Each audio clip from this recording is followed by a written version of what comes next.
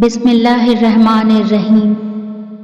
تیری ہر عطا پر الحمدللہ، میری ہر خطا پر استغفر اللہ۔ معاملات اللہ کے سپرد کر دینے والوں کو کبھی پچھتاوا نہیں ہوتا۔ دھیان رکھنا کوئی تمہاری شکایت اللہ سے نہ کر دے، کیونکہ میرا رب بھولنے والا نہیں۔ یا اللہ، تو نے تو کتنوں کی تقدیر سنواری ہے، مجھے بس اتنا کہہ دے اب تیری باری ہے۔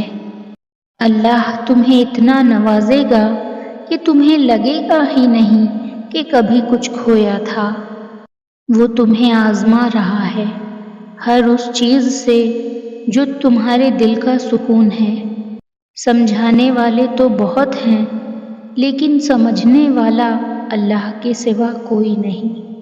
ناراض ہو کر بھی ساتھ نہیں چھوڑتا، اللہ کی ناراضگی بھی کتنی پیاری ہے۔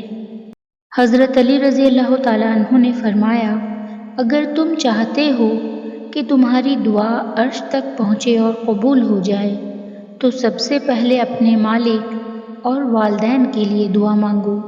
اگر تھک رہے ہو تو یاد رکھو، بڑی آزمائشوں پر صبر کے بڑے اجر ہوتے ہیں۔ ناممکن تمہارے لیے ہے، اللہ کے لیے تو کچھ بھی ناممکن نہیں۔ دیکھنا جلد ہی اللہ تمہارے لیے اندھیروں سے اجالے پیدا کر دے گا۔